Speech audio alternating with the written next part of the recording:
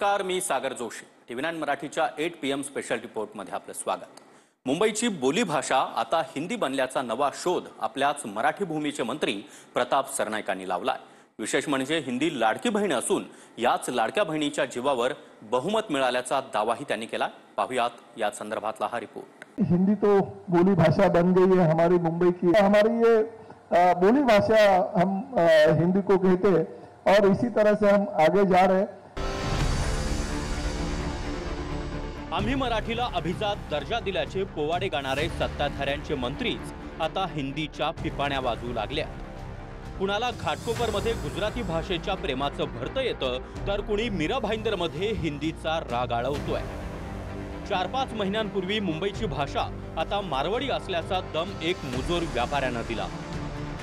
हाँ, मालूम मला म्हणतो बीजेपी आया है तो मारवाड़ी में बात करने का, मराठी में बात करने का नहीं. अभी मुंबई बीजेपी का, मुंबई मारवाड़ी का. मारवाड़ी बोलो तो सब इतना बोला छोरी हो गया मेरे से इतना मालूम था सब छोरी हो गया. मारवाड़ी क्यों बोलने का मजाक ऐसा मजाक मारवाड़ी क्यों बोलने का. नंतर राष्ट्रीय स्वयंसेवक संघाचे बडे नेते भैयाजी जोशी यांनी घाटकोपरची भाषा गुजराती असल्याचा नवा शोध लावला. त्या घाटकोपर परिसराची भाषा ती गुजराती आहे.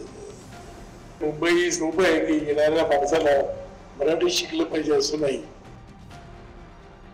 त्यानंतर तुम मराठी लोग गंदा है, मच्छी मटन खाते हो असं म्हणून मराठी कुटुंबाशी वाद घातला गेला. तुम मराठी लोग गंदे लोग है तो गंदे है ना, तो महाराष्ट्र भी गंदा हो गया. तो इधर काय के लिए आया हो. जगदूशा नगर मध्ये पण असाच अतिरेक चालला होता. मराठी माणसांनी जेवण नॉनव्हेज नाही बनवायचं, लोक हॉटेलमधनं गपचूप पार्सल आणून चोरासारखे खायचे. पुण्यात एका कंपनीत मराठी बोलल्यावरून मॅनेजरनं नोकरीवरून काढून टाकण्याची धमकी दिली. त्यानंतर आता शिंदेचे मंत्री प्रताप सरनाईकांनी हिंदी ही मुंबईची बोलीभाषा बनल्याचं वक्तव्य करून नवा प्रताप केलाय. हिंदी तो बोली भाषा बन गई है हमारी मुंबई की. हमारी ये बोली भाषा हम हिंदी को कहते हैं और इसी तरह से हम आगे जा रहे हैं. प्रताप सरनाईकांच्या या वक्तव्याचा निषेध करण्याऐवजी इतर सत्ताधाऱ्यांनी अतिशय लंगडं आणि तर्कहीन मुद्दे मांडत हिंदीच्या कौतुकाचं समर्थन केलं. जैसे जैसे मैं ठाणा की हद क्रॉस करता हूं और मीरा भाईंदर की ओर जाता हूं, तो मीरा भाईंदर में एंट्री किया तो मेरे मुंह से ऑटोमेटिक हिंदी लैंग्वेज चालू हो जाती है. हिंदी तो बोली भाषा बन गई है हमारी मुंबई की. हमारी मुंबई की जो भाषा है शायद मुझे नहीं लगता है कि इतनी प्योर हिंदी रहेगी, क्योंकि हम भी कभी कभी हिंदी बोल देते हैं मगर बीच में हमारे एक दो वर्ड कभी इंग्लिश आ जाते हैं तो कभी मराठी आ जाते हैं. तो हमारी ये बोली भाषा हम हिंदी को कहते हैं और इसी तरह से हम आगे जा रहे हैं. असं आहे की त्यांच्या बोलण्याचा अर्थ काय होता, लावला काय, याच्याबद्दल तुम्हाला बघावं लागेल. त्या ठिकाणी मीरा भाईंदर किंवा तो जो भाग आहे मुंबई उपनगराचा, त्या ठिकाणी हिंदी भाषिक लोक राहतात आणि मराठी ही सर्वांकरता, आमची माय मराठी ही सर्वांकरता आमची बोलीभाषा, आमची राहण सकाळी झोपून उठल्यापासून झोपतपर्यंतची भाषा मराठी आहे. प्रताप सरनाईकही मराठी दिवसभर बोलतात, त्यांचाही पूर्णपिंड मराठी आहे. आता त्या ठिकाणी जो वर्ग बसलेला आहे त्या वर्गासमोर ते हिंदी वर्ग बसला असल्यामुळे ते हिंदीत बोलले असतील. त्यांचं वक्तव्य असं आहे की हिंदी आता ही मुंबईची बोलीभाषा बनली आणि ती आमची लाडकी बहीण आहे. बोलीभाषा नाही, पण जनरली मल्टी हे असल्या मुंबई जी आहे ती आर्थिक राजधानी असल्यामुळं त्या ठिकाणी विविध प्रांतातून लोक येतात. त्यामुळं हिंदी भाषेचा प्रभाव थोडा निश्चित वाढलेला आहे, याचे नाकारता येत नाही. लाडकी बहीण आहे का नाही हे निश्चित सांगता येणार नाही. असेल ते आता बाळासाहेब ठाकरेंनी जी शिवसेना स्थापन केली हिंदुहृदय सम्राटांनी, ही मराठी माणसाच्या उद्धारासाठी, कल्याणासाठी, त्याला स्वाभिमानानं मराठी म्हणून जगता यावं, तेव्हा लाडकी बहीण दुसरी कोणी, मावस बहीण, आते बहीण हे प्रकार नव्हते. आणि आता हे लोक म्हणतात आम्हीच बाळासाहेब ठाकरेंचे वारसदार. ते जे विचार मांडतात हा भारतीय जनता पक्षाचा विचार, हा अमित शहांचा विचार आहे. आणि मी वारंवार सांगतो यांच्या पक्षाचे नेते अमित शहा आहेत. सरनाईक मंत्री झाले असले तरी त्यांनी दिलेला दाखलाही त्यांना नीट माहिती नाही. 2 भाषांना एकमेकांच्या बहिणी म्हटलं जातं. सरनाईकांनी मराठी मातृभाषा असल्याचं म्हणत हिंदीला लाडक्या बहिणीचा दर्जा देऊन टाकला।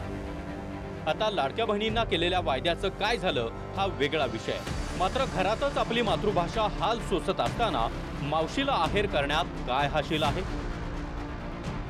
प्रताप सरनाईक माझे बंधूच आहेत, आमचे डोंबिवलीकर होते ते। त्यांचा जो मतदारसंघ आहे कसं आहे, मराठी माणसाला खूप गृहीत धरतात। त्यांनी मराठी माणसाला शिवी जरी घातली तर त्यांना काही मतं मिळतील, परंतु उत्तर भारतीयांना शिवी घातली ना त्या ठापकन खाली पडतील। आणि त्यांचं लालून चांगून करायला ते सरसकट मराठी भाषा, हिंदी भाषा महाराष्ट्राची भाषा असली पाहिजे असं बोलतात। तो त्यांच्या स्थानिक राजकारणाचा संकुचित विचार करून केलेले वक्तव्य असं मला वाटतं। भाषिक प्रेमाचा अर्थ इतर भाषेचा द्वेष असा नसला तरी या देशात राज्याची निर्मितीच भाषेच्या आधारावर झाली आहे, याचा आपल्या काही सत्ताधाऱ्यांना विसर पडला।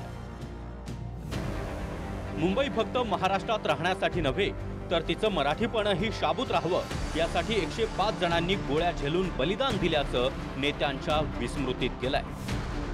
1 मेच्या महाराष्ट्र दिनी फक्त हुतात्मा चौकात फुलं वाहणं किंवा गरजा महाराष्ट्र माझा या गाण्याला राज्यगीत घोषित करणं किंवा मराठीला अभिजात भाषेचा दर्जा देणं यात आमचं मराठी भाषेबद्दलचं प्रेम सार्थकी लागलं असा गैरसमज काहींचा झालाय। आगामी मुंबई महापालिका तोंडावर आहे। दर निवडणुकीप्रमाणे यंदाही भाषेचा मुद्दा अग्रभागी राहील हे सांगण्यास ज्योतिषाची गरज नाही। भाषावरून मतांचं राजकारण देखील मुंबईला नवं नाही। मात्र राजकारणाच्या नादात प्रताप सरनाईकांनी थेट हिंदीच्याच गळ्यात मुंबईच्या बोलीभाषेची माळ टाकली आहे। निवडणुकांवेळी हात जोडून पाया पडून नेत्यांच्या कमरेला बाक येतो। निवडणूक जिंकण्यासाठी नेत्यांचे हे परिश्रम कौतुकास्पद आहेत। मात्र निवडणुकीच्या नादात आपल्या मातृभाषेला खुजेपणा येणार नाही याची नेत्यांनी खबरदारी घ्यायला हवी। आजकल हम लोग ऐसे बोलते हैं कि मराठी मेरी मातृभूमि है, मेरी माँ है, मगर हिंदी हमारी लाडली बहन है।